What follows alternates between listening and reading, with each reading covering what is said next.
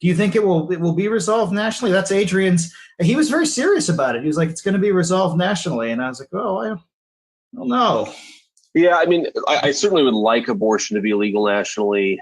I don't, Adrian's like a smart lawyer, and I'm He not. definitely is. I mean, he's great. I mean, do you think it will be resolved nationally? That's Adrian's. He was very serious about it. He was like, it's going to be resolved.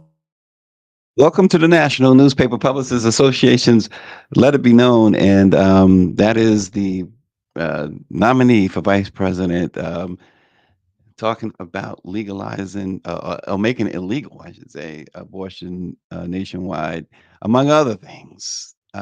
This morning we talk about Project 2025, of course, but we also going to start off with this apparently almost imminent decision that's going to be made by President Joe Biden. If you are reading the tea leaves or listening to the noise that has grown exponentially louder than it was even a day ago. I know Lauren Burke is, as always, is on top of all that, and we have Representative Ron Reynolds out of Missouri City, Texas. Good morning, Ron, and of course, Lauren. How are you guys? Hey, Stacey, it's great How to are be you on doing? with you. Good morning. Good, great to have you, Lauren. Let's just jump right into this. I know Ron has his thoughts, so we're gonna discuss this. First and foremost, people want to know, Lauren, is this the end for President Joe Biden? Is he going to? Are we going to hear some dramatic announcement in the next, say, 24 hours?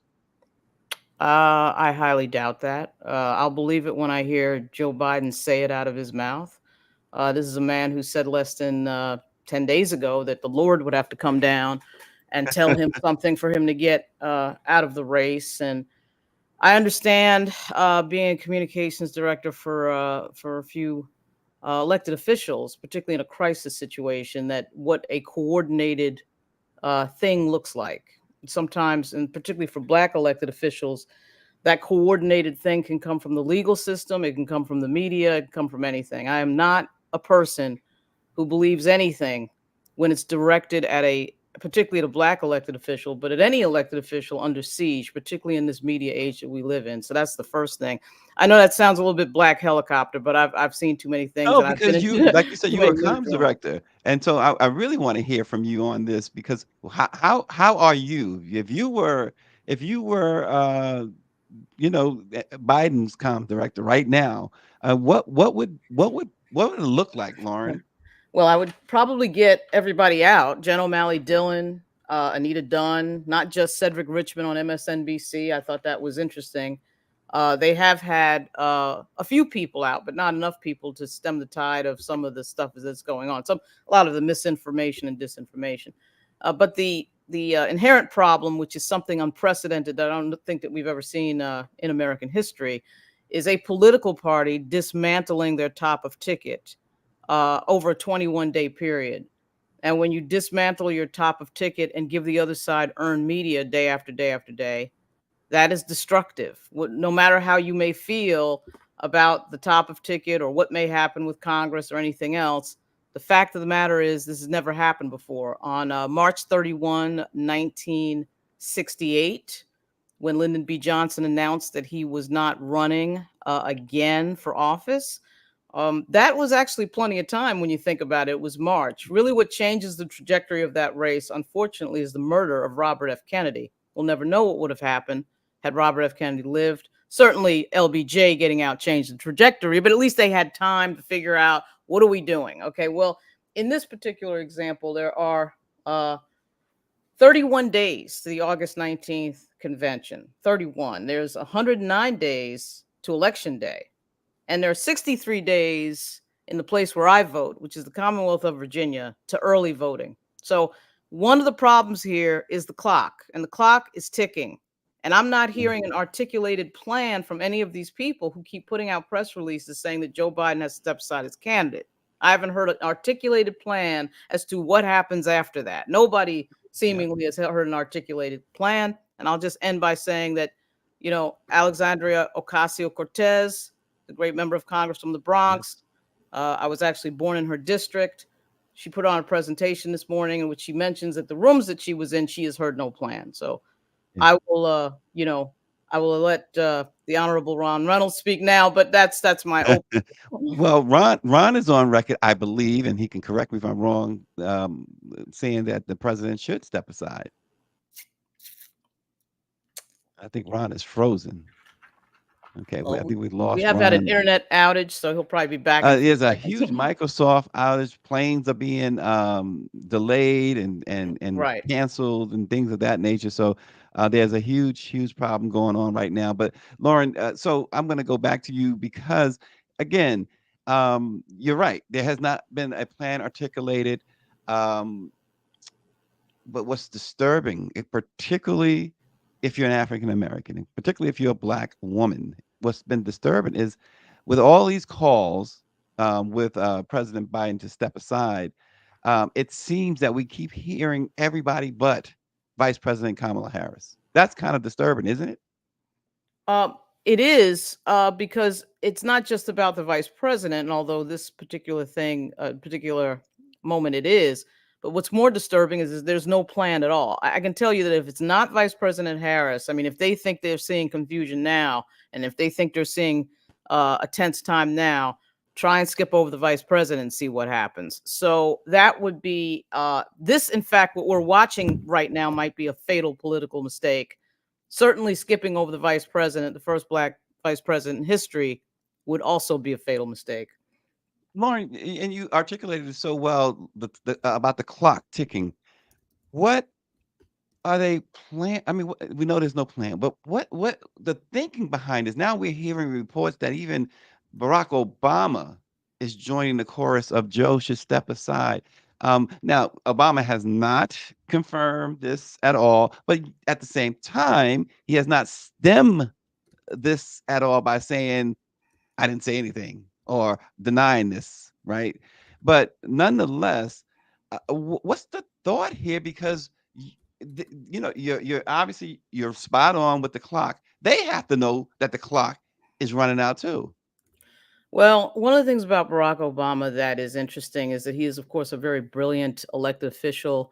He won against a Democratic Party that did not want him. He was smart enough to navigate around him, and he was victorious, and it was historic in so many ways. And he's an incredibly smart individual.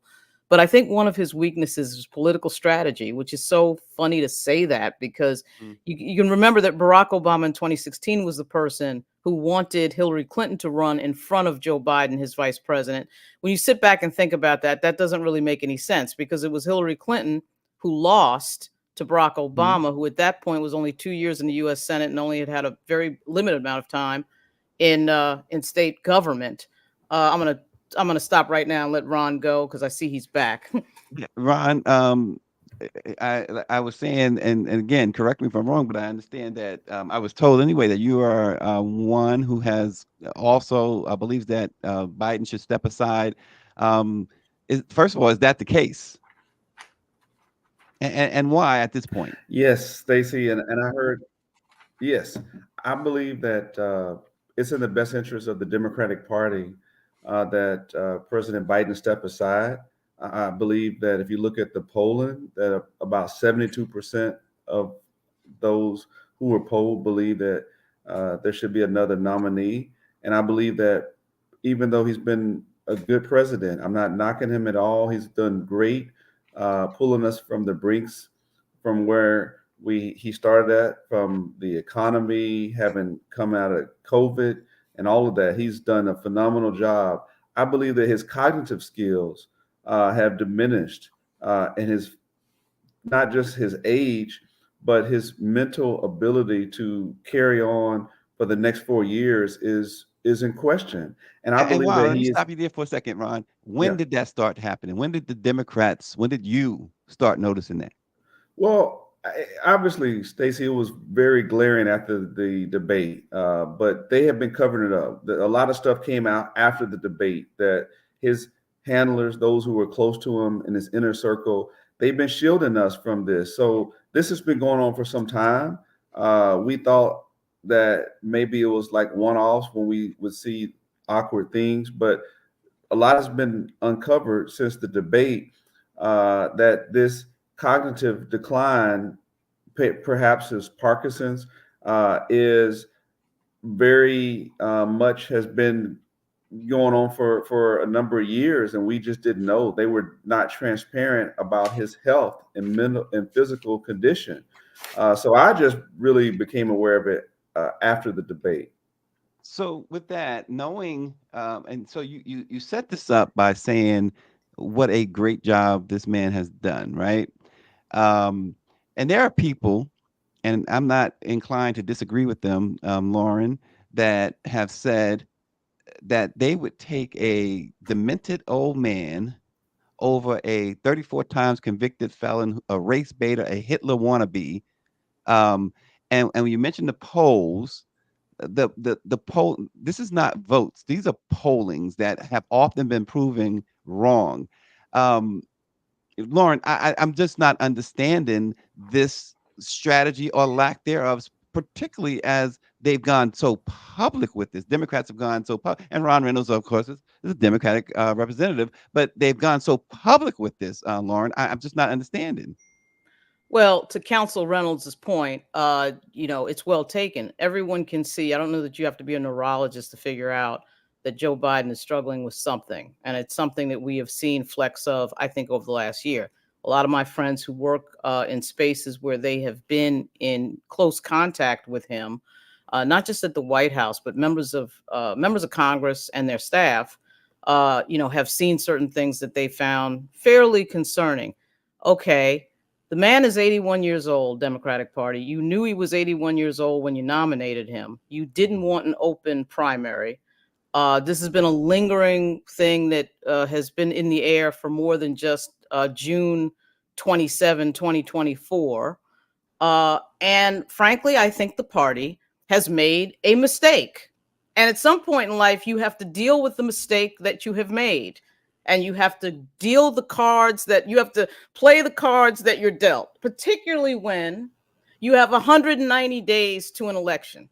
See, because if this was February or March or April, maybe you could have this discussion. It's not February, March, of April, right? So you have to deal with the timing issue. The timing issue is not minor, because you do realize that a lot of these states have to codify their ballot right after the convention is over. Michigan is one of them, by the way. Apparently, they have to have their ballot set 2 days after the Democratic convention. Now, some of these states that have to have their ballot set can't just switch the name on the ballot just like that. It requires some sort of legal process. And of course, nobody has an answer to, because this has never happened before. So the so-called leadership of the Democratic Party, many of whom have been around for 3 and 4 decades. They're not as young as Ron Reynolds. They're way older than Ron Reynolds. They could be Ron Reynolds' parents. And I'm talking about Nancy Pelosi. I'm talking about Chuck Schumer. I'm not talking about former President Obama, or Hakeem Jeffries. But you got to wake up. You knew that there was an existential threat called Donald Trump. We've known that for 4 years. We knew this guy was going to run again. You knew that your nominee was 81 years old. There was plenty of time to figure all that out. We are where we are. The party is where it is. And now you have to make a tough decision. Do you go through a legal morass, or do you try to push the old man over the line in 109 days? And quite frankly, I don't care. I know we hear this argument about, well, can he make it 4 years? Well, here's the thing. In this particular example, it's not 1996. It really is about who can beat Donald Trump. There's only one person on this planet who has done that before, and that person is Joe Biden. As for the polls, we've got a lot of polls where he's tied, which, by the way, is shocking. It is you shocking. had the Democratic Party Playing beating Russian up on roulette their and shooting candidate themselves. for 3 weeks. And he's tied in a lot of these major polls. The Siena, New York Times, many of these he's tied. That 538 has him ahead. Yeah, some of them have him ahead, which to me, I don't understand. Think about where the polls would be if the Democrats had fallen in line and supported their candidate. Yeah. Unfortunately, we continue to have some issues with Ron's connection. Representative Reynolds, hopefully we get that straightened out. But I want to know, and I really want to hear from the representative on this too. But Lauren, your take obviously is extremely valuable. How much of this public destruction, self-destruction of the Democratic Party, how much of it is because they truly don't want Kamala Harris as president? Well, there has been no history in this country of the Democratic Party or the Republican Party wanting someone black to be in control. Doug Wilder has an old saying, they'll let you have a piece of the pie, but they won't let you hold the knife. We've seen that several times. And certainly we saw it in Virginia in 2019, where magically something happens where someone black is dislocated from power and controlling billions of dollars. I think that there's two things going on. One is that the donor class that has no idea what it takes to run a national campaign is speaking, right, to a lot of these politicians, particularly the Adam Schiffs of the world. And you have people who are very naive. This is not changing the batteries in a flashlight. When you're talking about a national campaign, switching your candidate 190 days before an election day, there is no roadmap. There's no guide for that. So I would just say that people should keep that in mind. Representative Reynolds, how much of this? I mean, you're in the party. You're an elected official. What are you hearing or not hearing? How much of this is the fact that even Democrats do not want a black woman president? Stacey, I disagree with that notion. I think that personally, I've been really close to some of the inside talks, and I believe that it's pretty imminent that President Biden will step down. And I truly believe that Kamala Harris will be the Democratic nominee. I don't know who the VP will be, but they know that it will be a mutiny. It will be African Americans, the most loyal base to the Democratic Party, will be in a revolt if Kamala Harris is not the Democratic nominee. And the second reason is there is under the rules, the money can only be transferred if it's Kamala Harris, because it's a Biden-Harris ticket. So if Harris is not the nominee, then the money that's been raised cannot go to another candidate. So I firmly believe that Kamala Harris will be the nominee very soon. Do you want her, Ron? I do. Do you want her? I think that she will energize the base. I think that even though there's skepticism about electing a female candidate, how many people thought President Obama would be elected as a first African-American president? I don't know many people that truly believe that he was going to win until it happened. It always seems impossible until it's done. So I believe that Kamala Harris has a great chance. And the reason why that this is such a sense of urgency is that people know that President Biden can't win. I mean, based on the polling, and not only that, but we would likely lose the Senate majority, the slim majority that we have now. That's why you see Chuck Schumer came out, and there would not be likely a Speaker Jeffries because we wouldn't win the House. That's how much of a drag that President Biden was having on the party, and that's why you saw this, backlash from the top brass, including Speaker Pelosi and President Obama. You saw early on, David Plouffe and David and Axelrod coming out. They were the early ones talking about Biden should step aside. Yeah. So Lauren just articulated too. The polls have been, if you really look at it, Representative Reynolds, the polls have been extremely favorable to President Biden, considering the mutiny that's going on in the party, considering the debate performance. And where are Democrats calling for Donald Trump to step aside? Where are Democrats? Where is that campaign to say 34 times convicted felons, sexual abuse, business fraud? Where has that been? We have not seen that. We see the emails from the campaign. I get them all the time. I'm sure Lauren gets them all the time. But it's just the campaign speaking to its base, and speaking via electronic mail. Where's the slow? I've seen people on social media who has nothing to do with the campaign put together much better campaigns, much better commercials about Trump's felons last night. All week you had a convicted felon. Somebody was convicted at that RNC speaking. You had Kid Rock there who was on video abusing a woman, introducing the president, the former president. You got so much fodder. And what are the Democrats doing about that? They're beating each other up. You're right. I would be the first to admit that the Democrats seem to be fumbling right now. And I believe that because there's such a panic that President Biden will drag down the ticket, that they're not even focused on former President Trump yet.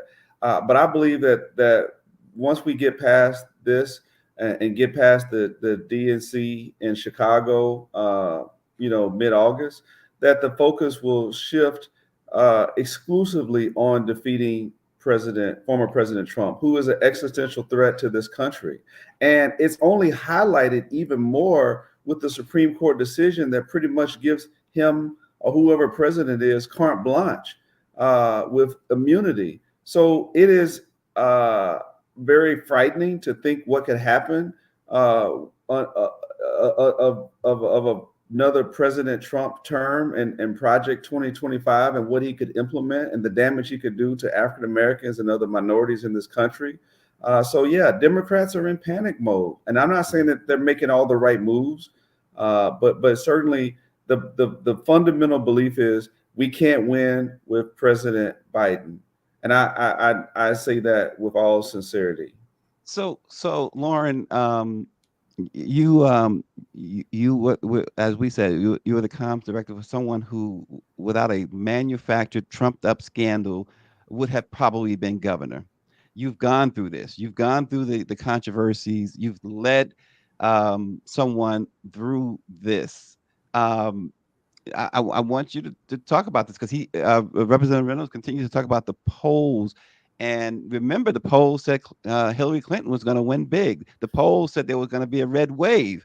The polls said that the Republicans had no chance at one point. The polls said that there's no way that Donald Trump, if he's convicted, could survive. He's convicted 34 times. So Lauren, I mean, the strategy. I mean, what's going on, Lauren?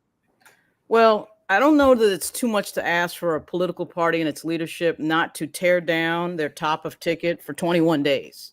So if you notice on the other side, just in case nobody's noticed, it doesn't matter what happens with Donald Trump. There could be a rape case. There could be a fraud case. There could be stolen documents.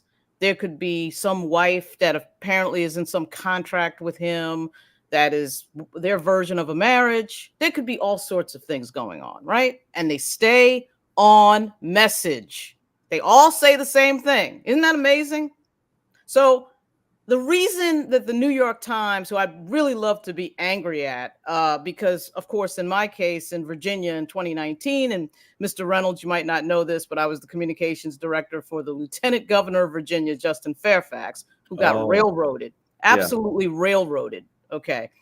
Railroaded by his own party, not by the Republicans. We had Republicans coming up to him, whispering in his ear, saying, "You're getting railroaded. You're getting no due process." And we had Democrats, including the Black Caucus in Virginia, putting out calls for his resignation based on a press release by an attorney. No evidence, no investigation, nothing, at an extremely suspicious time. So I don't think it's too much to ask a political party to support the people in their party. It is not the job of the Democratic Party to do messaging for the Republican Party, which is what they're doing right now and what they've been doing for 21 days.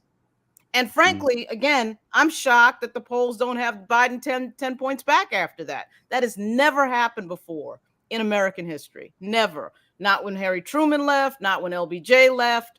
Never happened. When Clinton got into a scandal, it didn't happen. When Bill Clinton got into a scandal, first time I walked into the White House as a member of the media was 1998, okay, during that entire thing. And so you got to have message discipline. This is not about people's feelings. This is not about whether or not you might think, and you're probably right if you do think this, that President Biden may have a cognitive issue. What politics and elections are about is winning an election.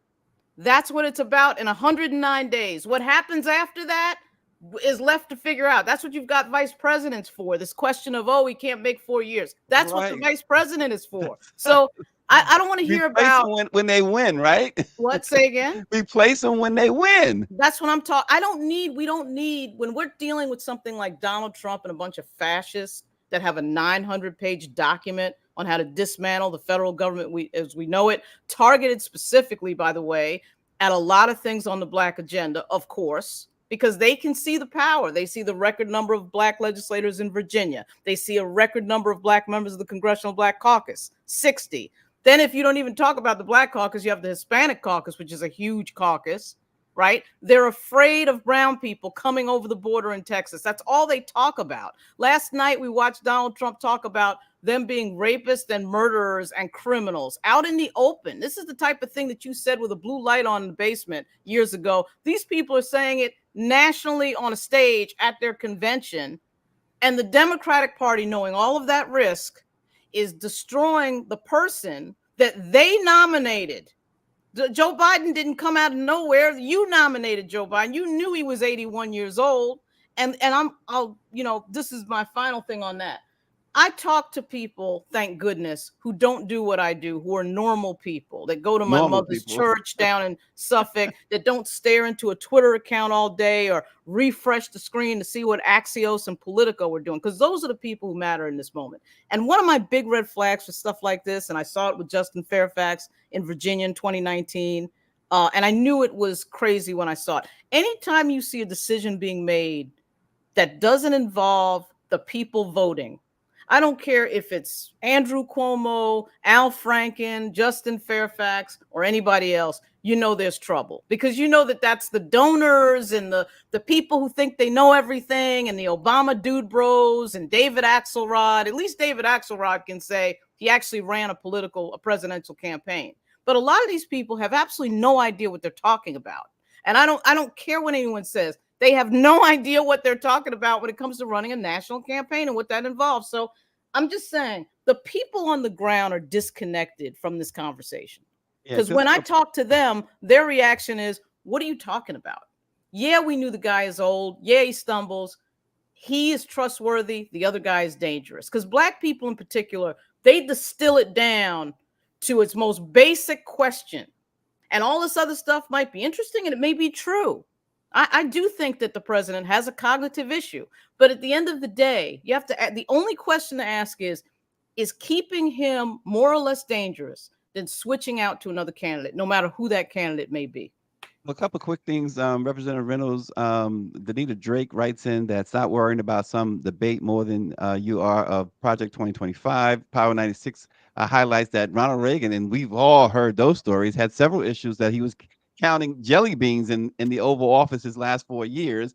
And Austin says that Dems have done far more damage to Biden in the past 21 days than the GOP has in 4 years. And I just got this from Latasha Brown, his statement via email.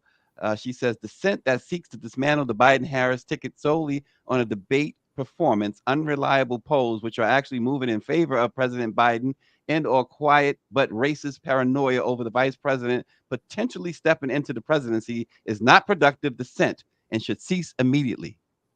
That's Latasha Brown. Your response, Representative Reynolds? Well, I have the utmost respect for Latasha. We work together, her and Cliff, with Black Voters Matter. I think she's phenomenal. And I just want to just say that the threat is real. Think about it. Even before his debate performance, with African-American men were already pulling away from President Biden. His poll numbers had dipped with Muslims because of the conflict with Gaza, not having a ceasefire. So he was already running dead even or slightly below former President Trump. Then the debate happened where millions and millions of Americans saw with their own eyes a president who had cognitive challenges. Then you see what happened at the Juneteenth event at the White House. I was there where he was staring into space. People saw that. So you can't take away what you've witnessed. And the potential threat of President Biden dragging the ticket down is too much of a risk to leave him on the ticket. Now, here's something that I'm really perplexed about. We have a chance to elect the first African-American female. What's wrong with that? She's Oh, that competent. should be the she's messaging capable, she's then, qualified. right, Ron? That should be the messaging then, right? I mean, but even that is harmful right now based on the timing to say, let's switch them out. But we're not hearing that. I think that's a problem for a lot of particularly African Americans. We're not hearing it. We're hearing what we're really hearing is remove both of them. That's what we're that's what we're getting from the Democratic Party. It might not be the Democratic Party's intention for us to hear that message. Stacey, That's what we're hearing. Let me say this very clearly. And I may get in trouble for this, but we will burn the party down. Okay, we will form the Black Party if they mess over Kamala Harris. That's how serious it is. Yeah, you know, I can't speak for what's going on with the Congressional Black Caucus, right? But the Texas Legislative Black Caucus, there's more African Americans in Texas than any other state. I'm the chair.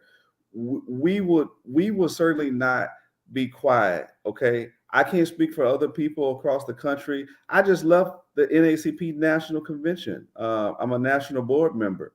I can tell you that the NAACP would be the first to come out publicly and denounce that, even though we're nonpartisan, that would be so it would be problematic on so many fronts. I don't believe that even if they wanted to do it, even if they wanted to say, oh, we want Gretchen Whitmer, or we want Gavin Newsom, or we want whoever white person, no, that wouldn't go down quite. It wouldn't end well. Let's take a look at this clip that we have. Well, I know we've seen what the polls have said, and I know he's been behind and within the margin. And lots of polls had me down 18 points and said that I would never go to Congress and be there. And those folks that asked that same question and said, why is she behind? Well, when we got closer to the election, obviously the polls were wrong and I prevailed. Joe Biden has been down in the polls before, so has other presidents at this very same time and won. Are we concerned? I don't want to sound naive. Absolutely. But it is more than the polls. If people get out to vote, if people get excited and energized that we also have a Black woman running on that ticket, I believe that he will be successful. I can't address why the polls say that. I can't address every poll. I think we are taking it into consideration. But here's the other thing. We polled some of those same other names to run against Donald Trump, and none of them did as well as Joe Biden. So you may have a good point.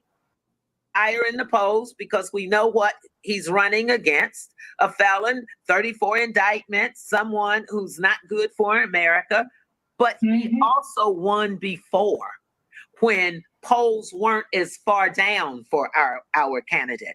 That speaks to how bad America is right now. And that's another reason we need to be out there voting to protect all of our freedoms and to protect our democracy.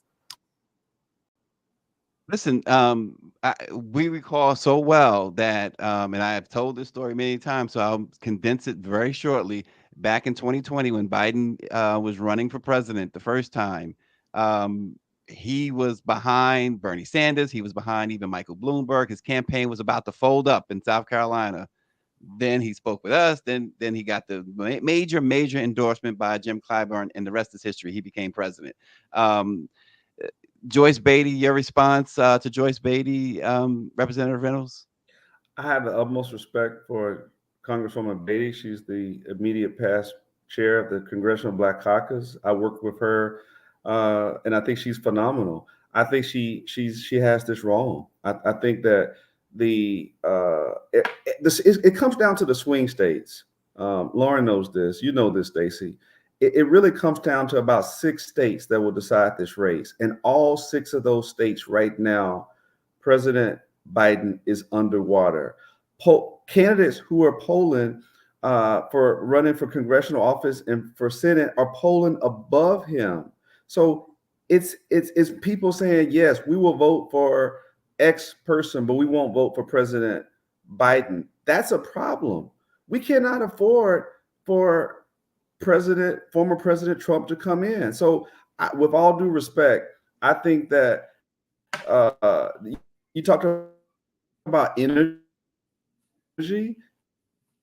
There is no energy. There's no enthusiasm right now, and we are 100 days basically away. So yeah, to get President Biden off the ticket and get Kamala on the ticket to energize the base. After that failed assassination attempt, there's a lot of sympathy for President. Keep losing Representative Reynolds. I think we lost him. Lauren, this sympathy thing for Trump, I mean, how is that even possible? I mean, unless you're on his side. I'm not a fan of the idea that it's wrong or somehow weird to be having sympathy for somebody who had bullets flying by their head on July 13. I've heard a lot of interesting commentary in the Black community with regard to it being fake, or why do we have sympathy for this, or anything else. And as much as I'm not a fan of the former president, I do think it brings us to a very low place to be in any way making light of someone getting shot at, somebody getting shot in the head, dead at a political rally, and somebody and two other people being shot and in the hospital. It's just not, it's sort of outside of politics. I don't think that we should be cavalier about what happened there. Does that change your vote? Does that change a person's vote? I don't think it does. I mean, we know in this country that the blue and the red are locked in at about 46%, and there's like a 3 or 4% that is swing. Okay. But there is something about what happened. The events that happen in the order that they happen. And remember, July 4 was right before, President Biden was reeling in a crisis with his own party. And then all of a sudden there's an assassination attempt on July 13. And it is seen on national TV. And quite frankly, I'm extremely competitive, and winning, as I say, the point of elections and politics is in fact winning. But I don't think that we should be just throwing and tossing around the idea with absolutely no evidence applied to it that somehow the former president faked an assassination attempt. I mean, I just don't. I'm not buying into that. We're not perpetrating that. Yeah, I mean, but the idea, this notion that that was not serious, or that was not. You can kind of tell by the first 20 minutes of President Trump's speech last night that he was shaken by it, and this guy is a narcissist on a level that is extremely deep, right? So he is a narcissist, and so he went back to his old self as the speech went on, right? But at that first 20 minutes, I think if he had stayed with that for 40 minutes, I think the Democratic Party would be in serious trouble. But his tone, of course, got better as he went on. My point is just that I just think it's no matter how the other side may act, and we've seen it with the president's son making light of Nancy Pelosi's 80-year-old husband getting beaten by some lunatic. And obviously, part of this is, as Malcolm X would say, the chickens coming home to roost. It was Donald Trump that introduced this level of cavalier talk about violence and cavalier talk at his rallies about striking people in assault, cavalier talk about using the military against Black Lives Matter protests. I mean, this is the Donald Trump era that we're witnessing. And quite frankly, it came back and bit him in the ass on July 13. They don't want to have any gun legislation, no matter what it is. My father was a gun nut. He was a cop, former law enforcement, guns all over the house, the whole bit. But one of the things about guns is that you respect the gun and you respect what the gun can do. And if that thing that happened in July 13 didn't wake you up on Team Red, then of course nothing will. Of course, Steve Scalise getting shot in the groin didn't wake them up either back in 2017. So nothing seems to wake them up. It is an unfortunate thing, but I do think, I'm not wishing that moment on anybody, because I do think that that was a extremely difficult situation, to say the least. Yeah. I know, Ron, you only got a couple of minutes. There's two quick things I have for you. And Lauren, one of them I want you to chime in on after Ron. I keep seeing, and someone has posted again about supporting somebody who did the crime bill. Let me just lay it out. Crime bill. Would you take the crime bill over Trump? That's the bottom line. We already know Trump's history and what he continues to like Lauren articulated. Crime bill. If somebody said to you today, take one or the other, which one would you take? Crime bill or Trump? Bottom line. I mean, that's a tough choice, but I would take the crime bill. Hands down, right? Yeah. Okay, so that argument is over. Here's the thing, and Lauren, you can comment on that after Ron, because I know Ron is going to have to run. But who is the party outside of the Black Caucus members say they want? Ron, who is the person? Is it Kamala Harris? Is it someone else? I would bet the farm today that it's Kamala Harris. I think that these are some very smart people. The stakes are high. The donors understand that it has to be Kamala Harris. I think if it was a open primary, that Kamala Harris would not lose. She would lose. I don't think that she would beat Gavin Newsom or Gretchen Whitmer. But this will not be an open primary. This will be selected by the delegates who are at the DNC. I'm a delegate, and I believe that President Biden is going to turn his pledged delegates over to Kamala Harris. So I think it's going to be almost a coronation. That is what I'm projecting.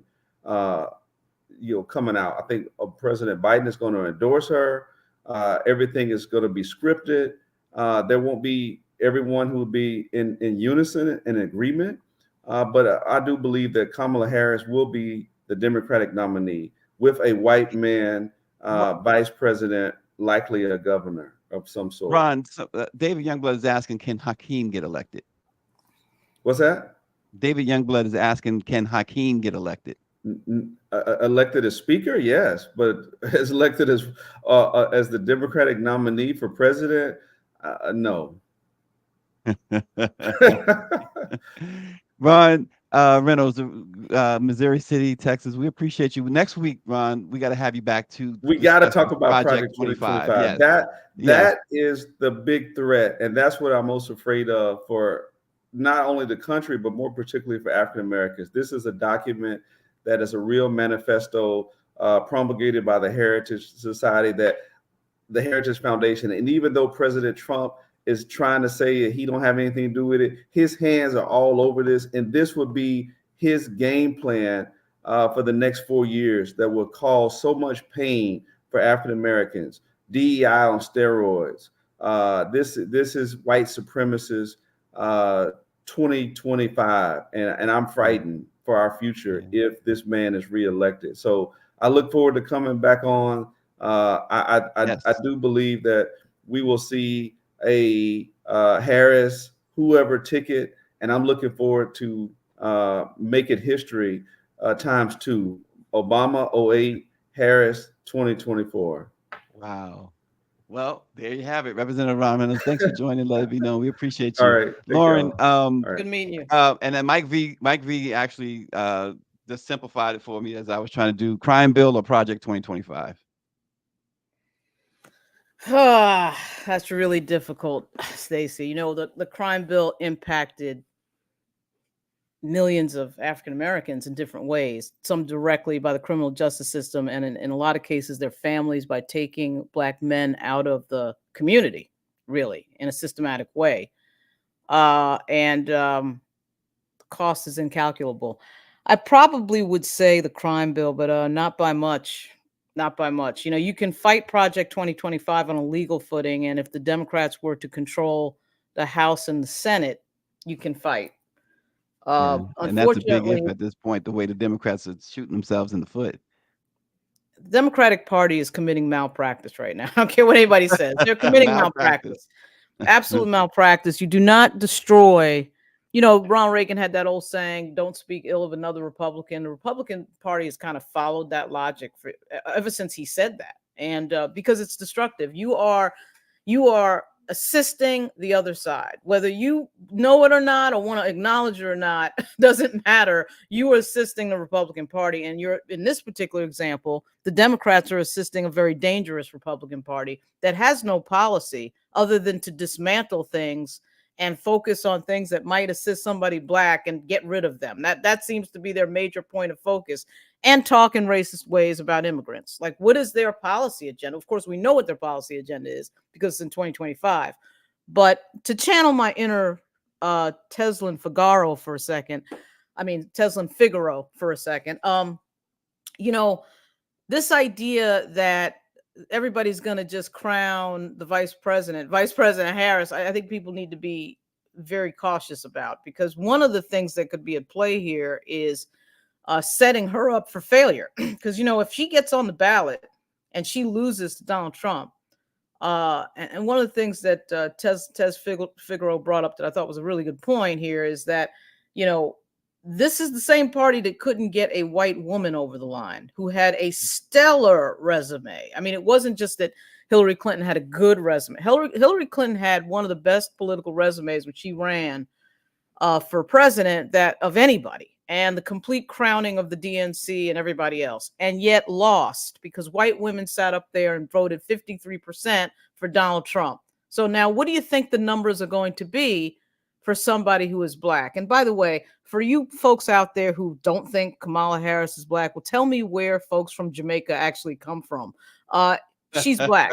and when the flashlight is in the face from a cop at night, she's black. When she walks through the door, the threshold of the doorway, she's black. When she went to Howard, she was black, and she's a member of AKA. So I don't want to hear it. So anyway, she's black, and she's going to appear as black to that electorate. So the question is, can she win? To Ron Reynolds' point, can she win? Wisconsin and Michigan is a big question. Michigan is interesting because the president is behind in Michigan because of the Arab American community. Okay. Mm-hmm. So can she win that? Can she win Pennsylvania? Would she pick Shapiro for her running mate? I mean, these are the questions. I thought it was interesting.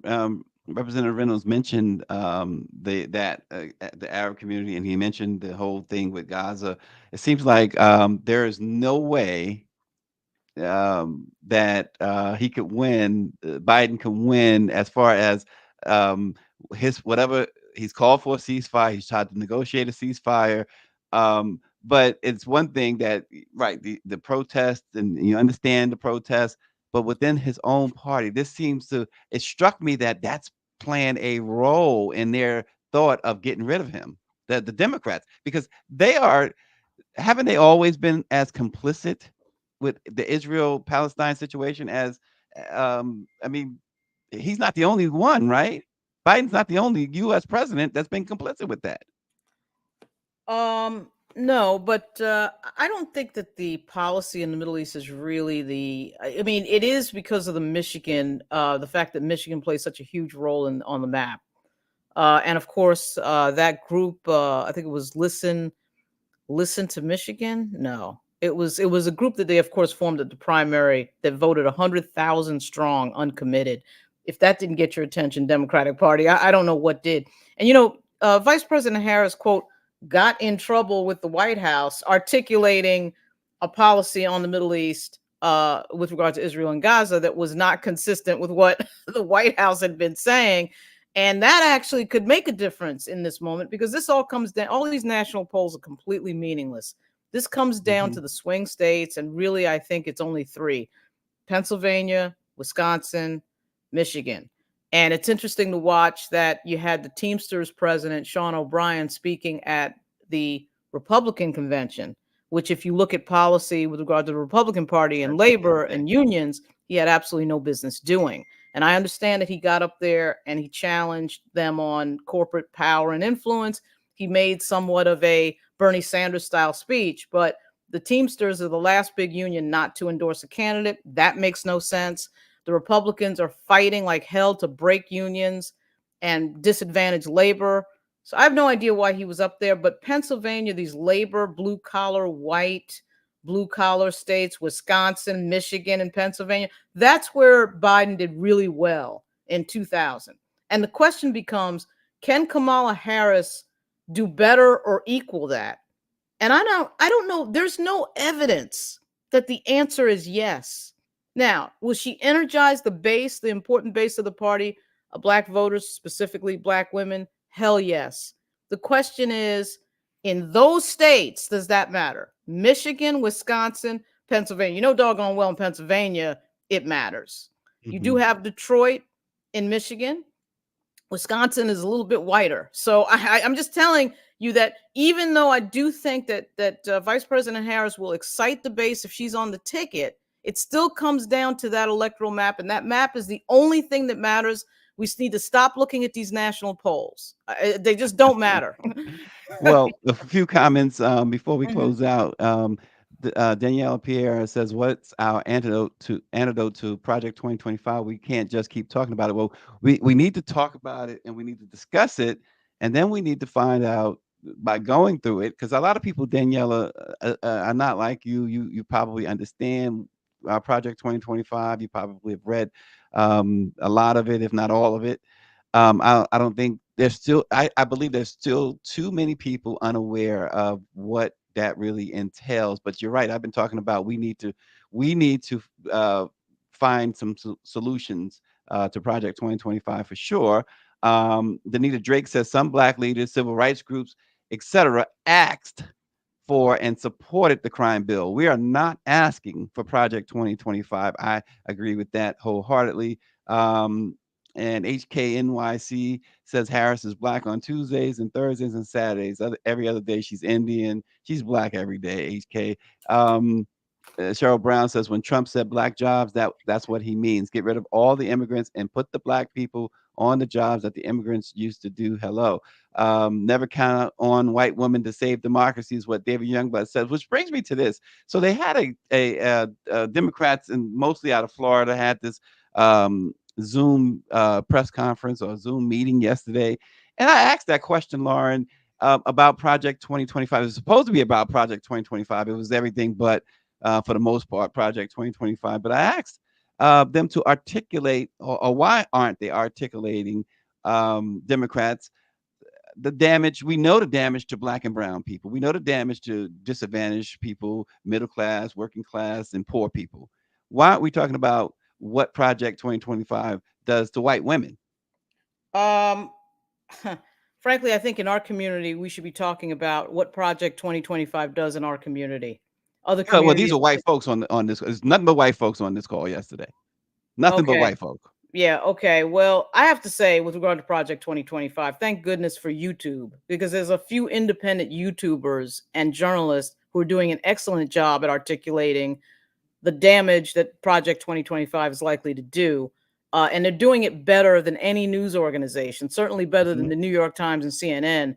And I'm relying a lot on that. Molly Jong Fast is one of the people. Another person is a young Black woman that I just found on YouTube the other day that I don't even know who she is, but she articulated it really well. I'm not waiting for any of these groups, because quite frankly, some of these groups need some sort of a restart and an overhaul, because to Ron Reynolds' point, there was a lack of enthusiasm before the June 27 debate, not just for Joe Biden, but I think there's a morass in leadership on Team Blue that we don't see on Team Red. When I was at the Trump rally in Chesapeake on the 28th of June, I saw the energy. I went in, I put my press pass in my pocket, and I went in as a normal person because I wanted to talk to the people in line. I talked to a lot of the Trump supporters, a lot of ex-military, a lot of cops, that type of thing. And they articulated why they like their candidate. They're excited about their candidate. We may, of course, disagree with them or whatever it is, but you can't deny that they're all in, and they want their candidate to win, and they're excited about that. And I see none of that on the Democratic side, whether it's around being against Project 2025 and articulating that, which is low-hanging fruit, or just articulating what President Biden has done, which quite frankly, he is one of the most prolific presidents we've had. He's right up there with FDR. And for some reason that nobody seems to be able to answer, the Democratic Party is not good at messaging. Frankly, the Lincoln Project is doing better messaging than the Democratic Party. So the Lincoln Project, a bunch of Republicans, is doing better messaging. Stephen Schmidt, Rick Wilson, that whole group is doing better messaging than the Democratic Party. That makes no sense to me, but that has got to end. And in this moment, it's simply malpractice. They are destroying their top of ticket. They're handing the election to the Republicans. And in fact, this moment that we're watching right now might be the entire ball game. We don't know that until November 5, but this moment might actually be the election. This set of decisions that we're watching. Well, Lauren, finally, Greer poses this: if we are waiting, as Representative Reynolds said, till August, what happens? What happens is the nominee has to be codified by those delegates on that floor. And one of the scenarios that I don't think people have gamed out in their head is, one of the reasons they're trying to get President Biden to step aside as opposed to having a floor fight is, quite frankly, he would win. You do realize those are pledged delegates. Those primaries mean something. Those delegates pledged their support to President Joseph Biden and nobody else. That's what they're coming for. And, as somebody who's been to many, many conventions, these are the establishment folks within these Democratic parties across the country. They're not rebels. These are not people who come in and do unpredictable things. These are people who work in the Democratic Party and in the Republican Party in their structure as well. They are relied on to support the candidate that they're pledged to. So let's say we get to August 19, and let's say that this thing is still being discussed, which it better not be, okay? But let's say it is. Why wouldn't somebody put Joseph Biden's name into nomination? That is why they're trying to get him to say and articulate, I am out of the race. And not only that, and this is something that I think people haven't thought enough about, he not only has to say that, he has to pass the torch and the support over to the vice president in such a theatrical way that makes his supporters comfortable with giving their support to her. Now, again, we're in an unprecedented situation.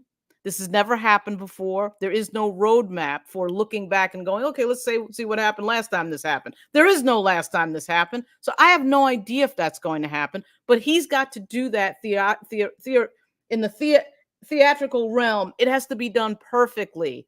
And when I see a Black person, and yes, she is Black, as the vice president, okay, I know that we have a history in this country. We have no history in this country of supporting Black women or Black men in high positions of power. White folks have no history of that.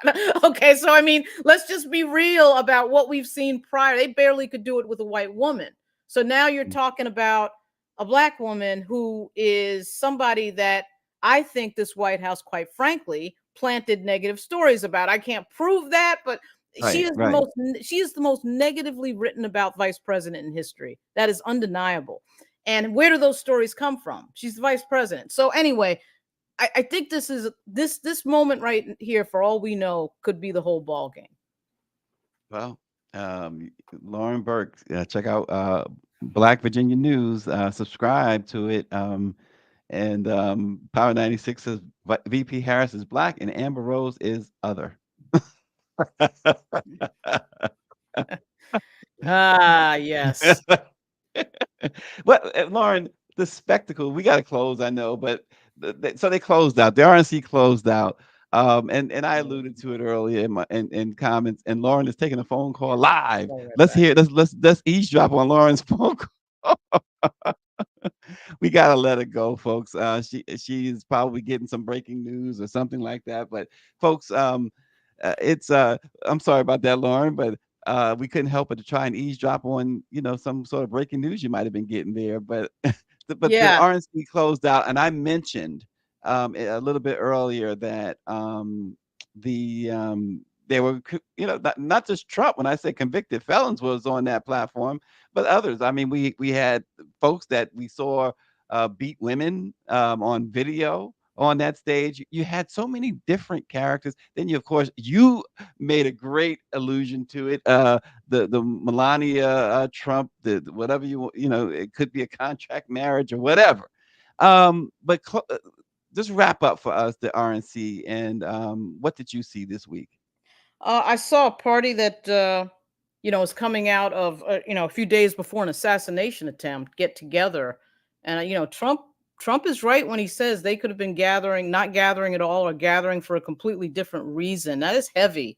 That is real heavy. I mean, whether we obviously, I think most of our viewers probably do not like Donald Trump, but I'm not a big Donald Trump fan, and frankly, this guy has been in front of me since I was a teenager because I grew up in New York. Yep. And so it's extraordinary to me to see him where he is now, because it is crazy. But at any rate, he is right to say that moment and the weekend before, where he almost lost his life, I think propelled their convention into sort of a weird special thing. Now, I think they lost some of that with the chicanery from the stage with Kid Rock and Hulk Hogan, and the lack of seriousness about what it is we're talking about here, which is public policy. There's just a complete lack of seriousness.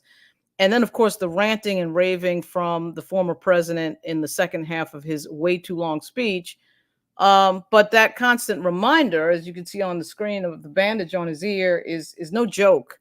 It goes to guns, it goes to violence, it goes to the times that we live in. And it is a little bit scary because he came within 1 inch of this being a completely different conversation about who's replacing a nominee.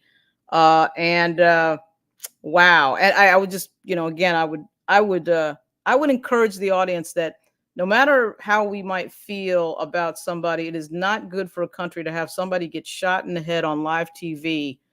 It brings us to a level of barbarism that I think we really do not want to see. We've seen it happen before in our history, certainly with regard to Robert F. Kennedy and John F. Kennedy, where we saw someone get murdered on video. I just think that that's crazy. And even though we may feel like the other side would have made a joke out of it had that been a Democratic politician, which I suspect they would have, that we should never let somebody else's amorality control our own. So I do think that Trump was good at capturing that moment in his first 20 minutes, and then he went off the rails. He has no sense, and typically a narcissist has no sense of self, no ability to look at oneself. I was actually surprised in that first 30 minutes that he referred to anybody else, even the guy that was murdered on Saturday. But he did do it. He referred also by name to the two people in the hospital. I was surprised he did that because that is so not Donald Trump. Donald Trump is about me, and me all the time. So at least he did that. I'll keep it positive for him on that. But I do think he is a extremely dangerous character who is surrounded by a lot of extremely dangerous characters. Yeah, and real quick, Punch Bowl News. I saw you tweet this a little while ago. Democratic leadership on the Hill will be forced to go public with their misgivings about Biden's candidacy by next week. That has to be a turning point. Well, frankly, come on, guys. You got 109 days. On Monday, you'll have, 106 days? They should have been public already. I get this idea that, we tried to talk to the White House and they ignored us. And so now we're mad and we're going public. Okay, whatever. This man is your nominee that you nominated. He says he's not leaving the race. He's been in the Democratic Party for more than 4 decades. And frankly, I might agree with actually some of the things I'm seeing, but the fact of the matter is he is due some level of respect. Now, I'm not a big fan of let's look good and let's look noble and lose, because losing and winning is what this is about. Winning is what a campaign is about. I don't care if you're a Republican or a Democrat, but okay, if you think you're going to just have him walk out the door after nominating him with 14 million votes, and he's the only person on this planet who beat the person he's competing against, and he gets to say that. We're in July, so the polls are very interesting, but the polls can change, and that has happened before. He has an argument. He does, Joe Biden has an argument. So I get, I don't want to get too, personal about some of the things that people are saying, but these geniuses should have spoke up before. Right. I mean, we've That's seen a this big before. issue. Yeah, I mean, we've seen. You broke down. You did a masterful job of breaking down the clock, where the clock is. And the fact that you had a closed primary, basically. So you're 100% right. It's lunacy at its lowest or highest form, however you want to look at it. Danita Drake says Trump looked very low energy all week, and let's not forget as we close. Trump pointed to Scott Walker, called him governor, and tells him he did a very nice job. However, Walker hasn't been governor since 2019. The current governor is Democratic guy, Tony Evers. So as Roland Martin points out on his Twitter, if Joe Biden did this, the media and Democratic podcasters and analysts would be going nuts. That is the difference here, folks. Lauren, as always, we really appreciate you. Everybody, enjoy your weekend. Stay safe and stay hydrated, and have a great one. We'll see you next week. Thank you.